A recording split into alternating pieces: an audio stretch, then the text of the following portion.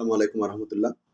Garments সেক্টরের বর্তমান পরিস্থিতি এবং বর্তমান যে নৈরাজ্যকর পরিস্থিতি তৈরি হয়েছে সে সম্পর্কে যদি আমি বলি, এটাকে আমরা কোনোভাবেই শ্রমিকদের আন্দোলন বা শ্রমিকদের দাবি দেওয়া নিয়ে আন্দোলন এটা আমরা বলতে পারি না। এর কারণ হিসাবে আমি যদি আপনাদেরকে বলতে চাই তাহলে আমি বলবো, আপনি দেখবেন যে কারখানার শ্রমিকদেরকে যদি আমরা বলি যে তোমরা আন্দোলন বা তোমাদের দাবি দেওয়ার সম্পর্কে তোমরা বলো, তাহলে শ্রমিকরা বেশিরভাগ ক্ষেত্রেই আমরা একটা কারখানার ৫০০ জন শ্রমিকের মধ্যে ৪৯০ জন শ্রমিক পাবো তারা বলবে আমাদের তেমন কোনো দাবি দেওয়া নেই, চাওয়া পাওয়া নেই, আপনারা কারখানা পরিচালনা করেন, আমরা কাজ করব। ১০% শ্রমিকের কিছু ব্যাপার থাকে, সেটা অসন্তোষের ব্যাপার থাকে, এটা থাকে। একটা কারখানা ম্যানেজমেন্ট করতে গেলে নানানবিধ জটিলতা, নানানবিধ সমস্যা থাকে, তো সেইগুলো নিয়েই আমাদের কাজ করতে হয়। এবং সেই 10% শ্রমিকের যে এগুলা কারখানার যারা ম্যানেজমেন্ট আছে, জেনারেল পর্যায়ে আছে এবং অন্যান্য পর্যায়ে আছে, তাদের এই বিষয়গুলোকে সুরাহা করে থাকে। নানান সময়ে দেখা যায় HR-এর লোকজনও এই বিষয়গুলোকে সমাধান করে থাকে। সেটা শুধুমাত্র মালিক পক্ষের সাথে শ্রমিক পক্ষের সাথে সমস্যা তা না, মিড ম্যানেজমেন্টের সাথেও শ্রমিকদের সাথে অনেক ধরনের সমস্যা হয়ে থাকে, যেগুলো HR ডিপার্টমেন্ট এটাকে সমাধান করে থাকে। বর্তমান প্রেক্ষাপটে যে সমস্যাগুলো আমাদের দেখতে পাই, সেই সমস্যাগুলোর মধ্যে প্রধান সমস্যা আমরা দেখতে পাই যে শ্রমিকরা নানানবিধ ইস্যু, যেগুলা শ্রম আইন ২০০৬ অ্যামেন্ডমেন্ট, লাস্ট অ্যামেন্ডমেন্ট যদি আমরা বলি ২০২৩ সালের অ্যামেন্ডমেন্ট সহ যে সমস্ত অ্যামেন্ডমেন্টে শ্রম লয়ের যে সমস্ত ধারাগুলা অ্যাপ্লাই হয়েছে বা ধারাগুলা প্রণয়ন হয়েছে, তাতে যেই সমস্ত বিষয় উল্লেখ নাই, সেই সমস্ত ব্যাপার নিয়ে তারা আন্দোলন করে।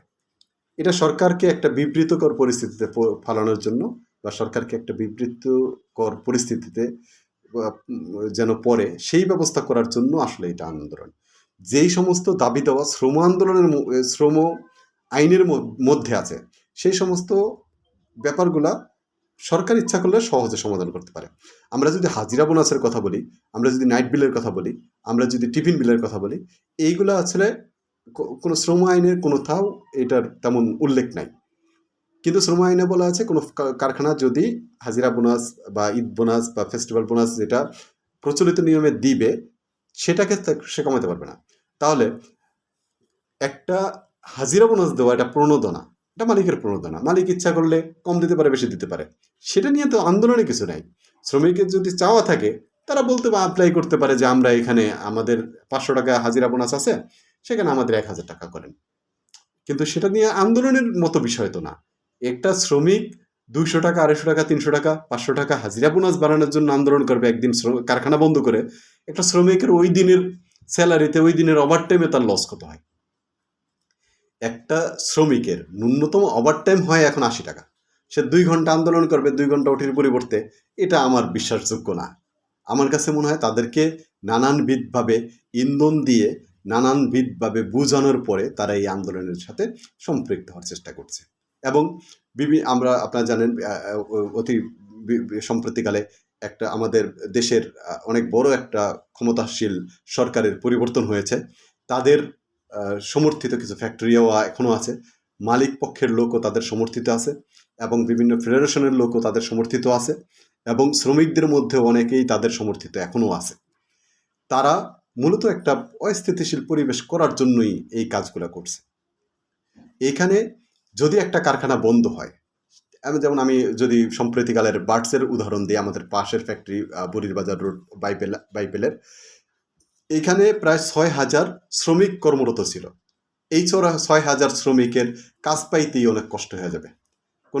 যদি আমাদের এরকমভাবে আন্দোলন চলতে থাকে, কাস্টমারদের কাছে আমাদেরকে বলতে হবে বা বায়ারদের কাছে আমাদের বলতে হবে যে আপনার প্রোডাক্টটা আমি অন টাইমে শিপমেন্ট করতে পারছি না, আমাকে সময় দেন। যখন আমরা এটা অ্যাপ্লিকেশন করব, যখন আমরা তাকে মেলের মাধ্যমে জানাবো, তারা আমাদের এই পরিস্থিতিটা কিন্তু জেনে যাবে। কারণ এই পরিস্থিতিটা ব্যাখ্যা করে তার কাছে আমাকে টাইমলাইন চাইতে হবে। টাইমলাইন আমি যখন চাবো, তখন সে কিন্তু আমাদের দেশের অস্থিতিশীল পরিবেশ, আমাদের দেশের রাজনৈতিক স্থিতিশীল না, আমাদের দেশের কর্মপরিবেশটা সুন্দর না, সেই সম্পর্কে জেনে যাবে। এইটা আমাদের জন্য অনেক বড় ইফেক্ট করবে, এবং সে পরবর্তীতে যখন অর্ডার দিবে, তখন সে চিন্তা করবে, বায়ার চিন্তা করবে যে বাংলাদেশে অর্ডার দিলে আমার অর্ডারটা ঠিক মতো নাও আসতে পারে। তো এটা তার জন্য একটা ঝুঁকির ব্যাপার হয়ে দাঁড়াবে। এই ঝুঁকিটা নিরসন করার জন্য বাংলাদেশের অনেক অর্ডারেই তারা অন্য দেশে শিফট করে ফেলবে। আমরা অনেক সময় বলি আমাদের দেশে মূল্য কম, আমাদের দেশে শ্রমবাজার শ্রমমূল্য কম এবং আমাদের দেশে প্রোডাক্টের মূল্য কম, সেজন্য কাস্টমার অর্ডার দেয়। বস্তুতপক্ষে এটা না। এখনকার সময় আমরা যদি Myanmar, Vietnam, Bangladesh, India, Pakistan বা অন্যান্য কান্ট্রি যদি বলেন, তাহলে এই কান্ট্রিগুলোর প্রাইস রেট আর বাংলাদেশের প্রাইস রেট প্রায় সমান। যেখানে প্রোডাক্টিভিটি অন্য দেশের চাইতেও বাংলাদেশে কম, অনেকটা কম। আমরা যদি ইফিসিয়েন্সি বলি, আমরা জেনারেলি একটা 60% ইফিসিয়েন্সিতে কাজ করি, যেখানে অন্য অন্য কান্ট্রিতে 70-75% ইফিসিয়েন্সিতে কাজ করে। তো সেই হিসাবে আমাদের প্রোডাক্টিভিটি যেহেতু কম, আমাদের প্রোডাক্ট কস্টটা অনেক বেশি হয়ে যায়। সো প্রোডাক্ট কস্ট যেহেতু বেশি হয়, কাস্টমার কখনোই বেশি কস্টে সেম প্রাইস নিতে চাবে না। এবং আমি যদি একটা কাস্টমারকে কম কস্টে দিতে পারি সেম প্রোডাক্ট, সেম কোয়ালিটির প্রোডাক্ট, দেন কাস্টমার আগ্রহী হবে। তো আমরা বাংলাদেশে যখন অনেক পরিমাণ অর্ডার থাকবে, তখন এই সমস্ত নাইট বিল, ফ্রাইডে বিল এবং হাজিরা বোনাস, অন্যান্য বোনাস একটা মালিকের পক্ষে দেওয়া কোনো ব্যাপারই না। কিন্তু একটা কারখানা যখন অর্ডার থাকবে না, তখন মালিকরা এইগুলো দিতে কিন্তু দ্বিধাবোধ করবেন। সো আমি শ্রমিকদেরকে অনুরোধ করব, কারখানা বন্ধ করার পায়তারা আপনারা করবেন না, আপনারা কারো উস্কানিতেও পড়ার চেষ্টা করবেন না।